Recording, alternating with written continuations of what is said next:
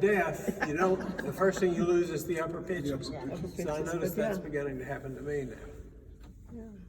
So we could get a 2-foot in there, and that's a mistake that I made. I should have left room for a 2 2/3 right here, and a 2. I should have done that. And the other thing is I should have fought for an oboe to go in here, but we just didn't have the money. There wasn't any point in. You couldn't beat a turnip. How much did we spend on the whole organ? $340. $340 In dollars? 19, $240,000 on an organ? That's a lot of money. And the replacement these days would probably be about $550. So we just redid the insurance at the Protestant church where I play on Sundays, which is 8 years older than this. They paid $475,000 for the organ, and we got a replacement value of $1.25 million. whoa. Because everything is done by hand. Not anything is done with a machine. I mean, they use simple machinery, but every pipe is rolled by hand. Every pipe is soldered by hand. Every pipe is x-rayed to make sure. Didn't used to be able to do that, but now you can x-ray and see if the seams are not right and so on. So everything in the organ is custom made. There is nothing that you can buy from anybody. You have to buy it all, you have to make it. Now, in the organ building, there are a few varieties of sound. One variety of sound is called a diapason or a principal, and it's sort of the foundation sound of the organ.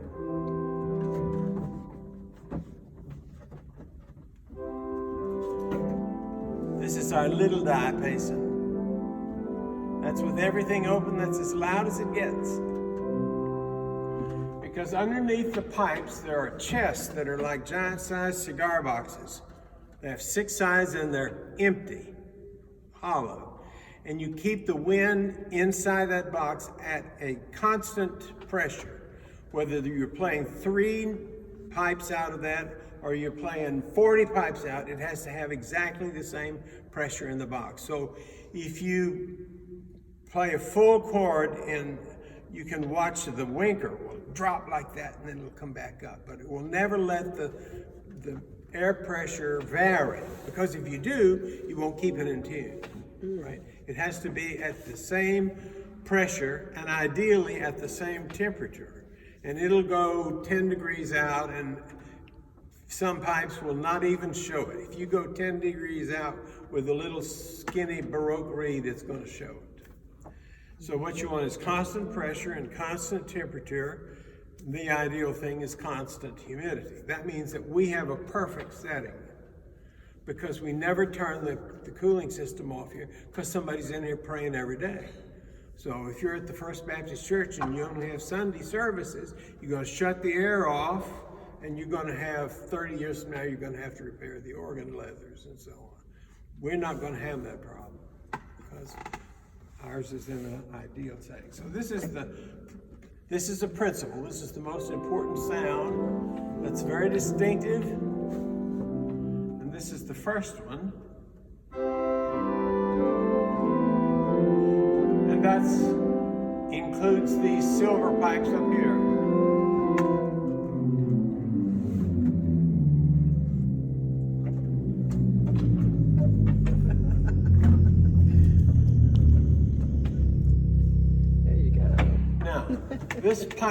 This set of pipes was not included in the original design because that facade was $40,000 and we didn't have $40,000. Story of our lives. But when the organ designer went up to talk to Johnson, Bethard said he went into his office and he said, "I can't stand on that blank wall. We're going to have to put some of the organ out and show it." And Bethard said, "You can't put a set of 8-foot pipes there, and they're not going to be big enough." He said, "Well, put longer ones." And he said, "But then we're talking about money." So he said, I don't care, that's what we have to do. So he designed this set. The longest pipe is see the little toilet paper roll hanger thing on the end pipe down near the bottom of it, the black thing? Yes. Okay, that's the mouth of the pipe. That's where the air splits. Air comes into that boot, and then part of the air comes out. It makes no effect. Part of the air goes straight up, and that's what shakes the air in the tube, and that's what makes the sound. It's the air inside the pipe shaking that makes the sound, and you can actually hear that. Hear it do that, or you can hear it even better in the tuba. Hear that? Okay. And so when we got that back, we said, well, that's not 16 feet long. It's a 16-foot stop, but that pipe's not 16 foot long. And he said it's 22. So what he's going to do is cut the back of it so that it looks like it's 16, but it's really 22, because he wanted a particular kind of angle. And we said, what angle do you want? He said, I want an angle that's generated, so that if you're standing at the back of the church and you look at the organ, the line that comes down the top of the organ generates a line that passes through the center of the crucifix. So that if you look at that top of it, it's going to generate the line that goes right there. And who was it that said that? Philip Johnson, Yeah, it the was. architect, was the architect. Wow. And so everybody said, well, where are we going to get it? And he said, my job's to design and yours to find. So there was another money. Tip had to find that money, and went around begging and cheating, and I think knocked over 2 or 3 7-Elevens in his career. I wonder we don't have to He cross this. also controlled the light. I've always noticed how He the didn't want icon- any artificial light in the building to show. But the line that he created includes the icon. When it comes down, Yeah. it's always including. So that forms another. Because of that dome. Because of the way he did it. But And I I'll knew tell you it what's was really intentional. interesting. When the organ was new, I would try to get here at all different hours to sort of get accustomed to it, because I played the opening recital, I thought. And the building, when you hear it, most of you all know this, but think about it. When the building, about 7 o'clock, this building is just golden. When the sun comes up, it comes through that dome, and the whole building looks almost amber, the walls. And the longer you go in the day, the whiter the building becomes, until as you get towards the end of the day, the building looks like this. He did not want any internal lighting. There's some lighting there, but you can't see it. And there are lights beyond that window that are the only real lights in the building. You had to put one here. Yes, it's tradition for organists to be blind, but not yet. So anyway, there are the principles. That's the first sound of the organ. Oh, sorry.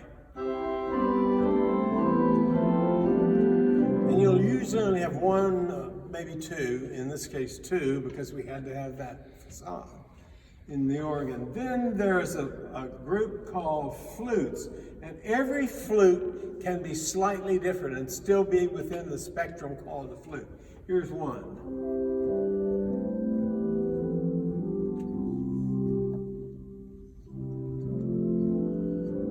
You can hear they're not quite alike, and this is the glory of the flutes, is this harmonic flute.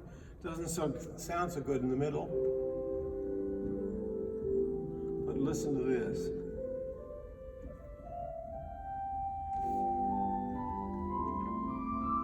As it goes up, it blooms. So this sounds completely different from that. I said, I only got one flute on the grate. What the hell am I going to do? What am I going to do? And he said, be happy. He said, in the middle range, when you play like this, you'll be able to use it like an ordinary flute. But when you get up in the upper range,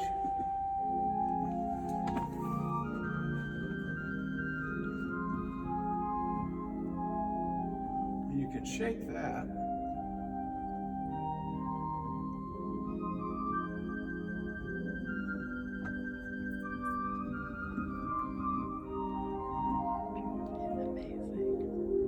This is a flute sound too.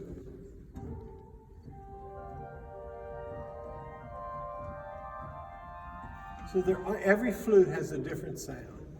Then there are groups called strings, and the string, this is the big daddy string in this instrument. And you can have an identical one that's tuned sharp, and it makes it wobble.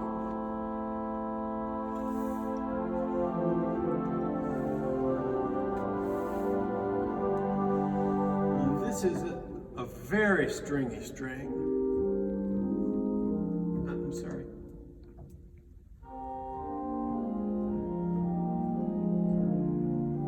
So if you put those all together, you're going to get a much bigger, rosiny kind of sound.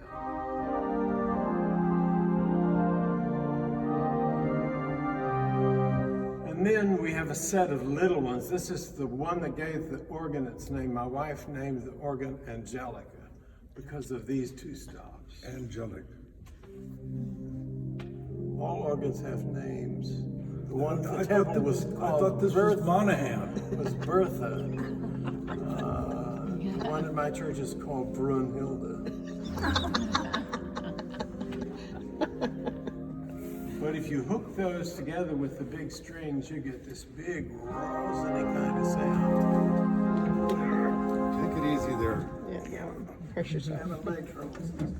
But you can tell, you can change the character by shutting the various boxes. Listen to that, and then listen to the first part of it disappear. It's much milder, hear it? And then the little celestial goes away to nothing. And then the dolce will go away to nothing. But the object of doing that is you get this very complex kind of sound, but there's not much of it. Now, the same thing is true of the trumpet. I figured in the chapel at the university there would be more weddings, so we had to have a trumpet to play trumpet stuff to go in and out and so on. But it's not the most useful stop otherwise sometimes, so we tried to figure out what to do. So we put it in the third box, and the result of that is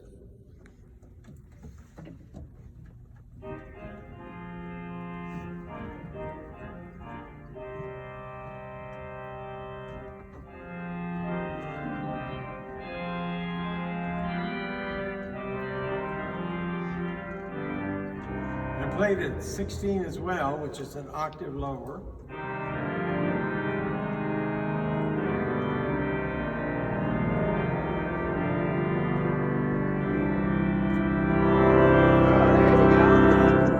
So that one stop, of course, makes more difference than any other single stop on the organ. You can take that stop off, and you can tell the difference in the instrument.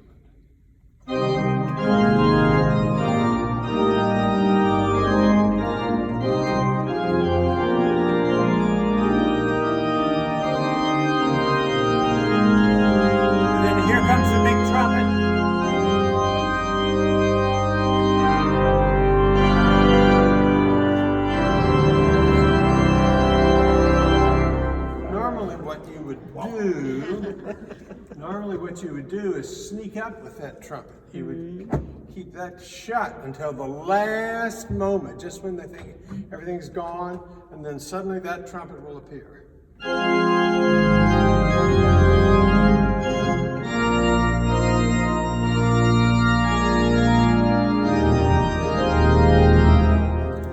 Excuse me, I gotta get around here. Needs more room.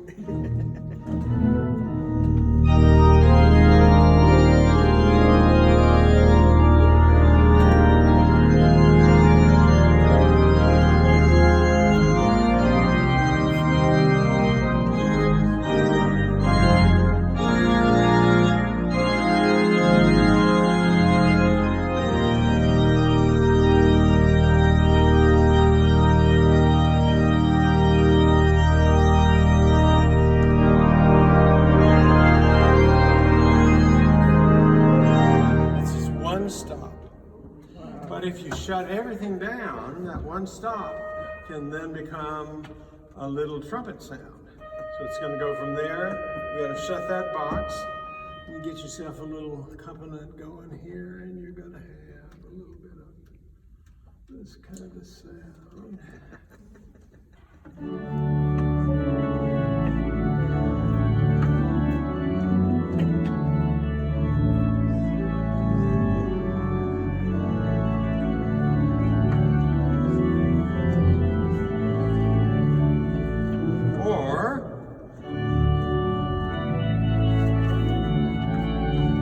Bit bigger there, or you can put on the 16-foot.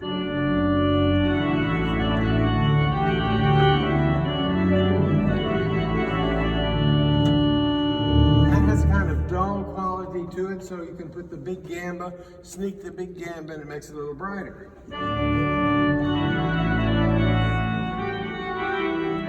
And that sound you would use for Baroque music, and this sound you would use for mid-19th century French. So that's what we tried to do.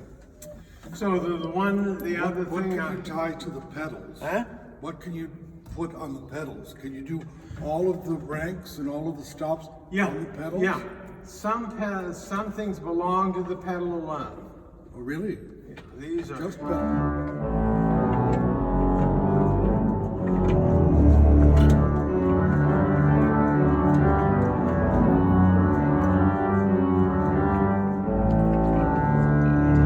But through these things which are called couplers.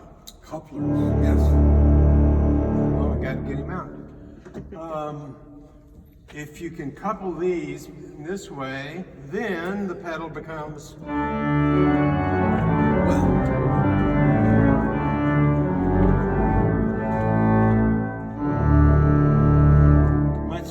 much brighter. And you would use that, say, if you were doing French stuff, you know. I played this for Father Young's funeral.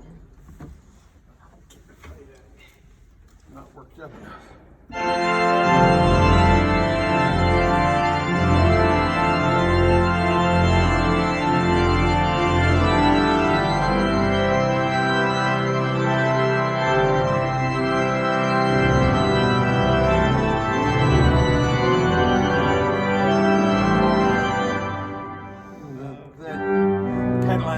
Its own weight there, has to dominate. French 19th century fugues, the pedal has to dominate everything. Yeah. Jar the stoppings out of your teeth. That's kind right. Of thing. And I've heard it in St. Clotilde.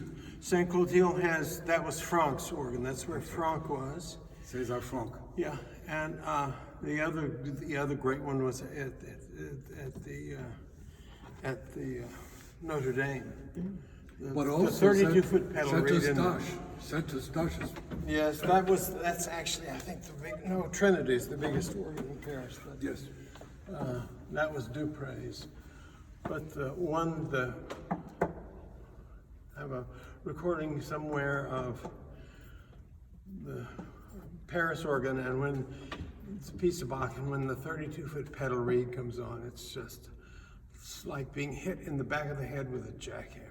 It's just wonderful, wonderful sound. I walked out of the Cathedral of Notre Dame after midnight mass.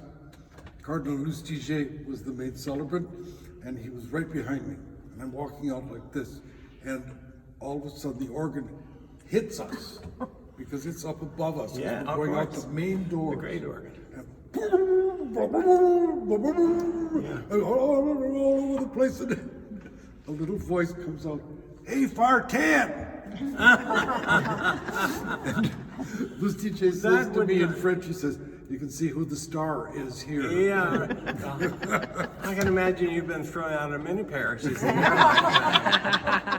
a few more minutes. Could people ask questions? Sure, absolutely. Please do. Please do. Sometime I used to go in the chamber. I can't get in the chamber anymore. I'm too broad. You have to, when you open the door, you have to crawl under the chests. And I just can't make through there. Then I'm afraid there's a walkway right behind the the pipes, there's a set of shades, and there's a walkway to get across to that side.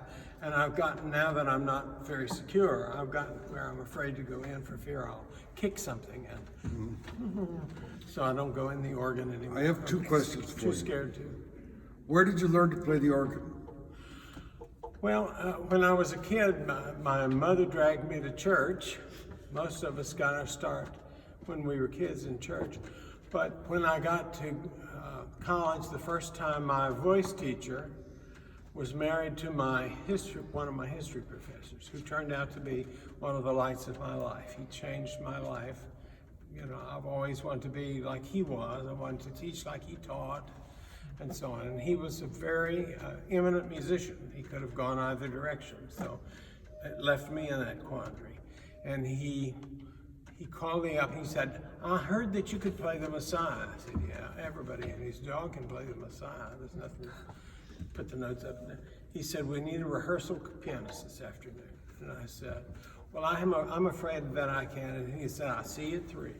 Those are the days when you didn't backtalk the professor, right? So I go along and he said, next week you're gonna start organ lessons. I said, no, I'm not.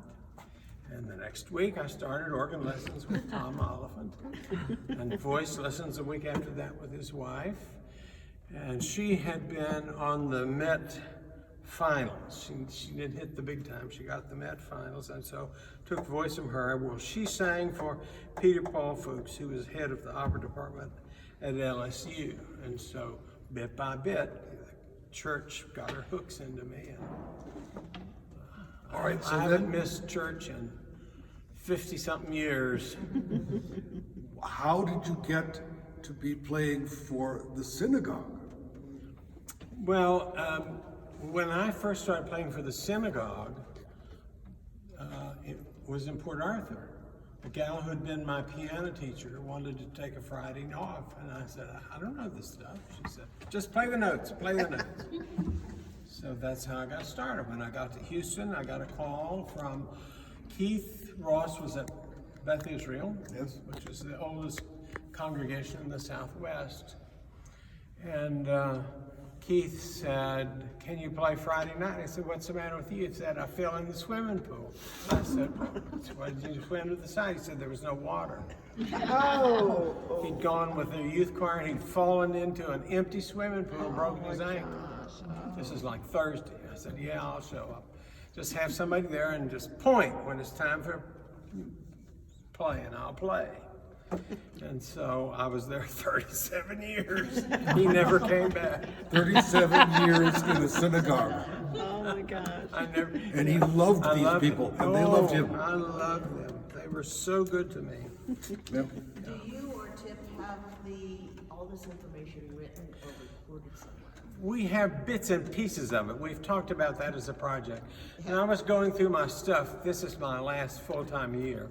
So I'm trying to get ready to, clean out some stuff. And I found a number of letters between me and Bethards, who was the chief voicer, that need to go to the archives, and several other things. So I'm aware of it now that, time is moving on and we need to do it.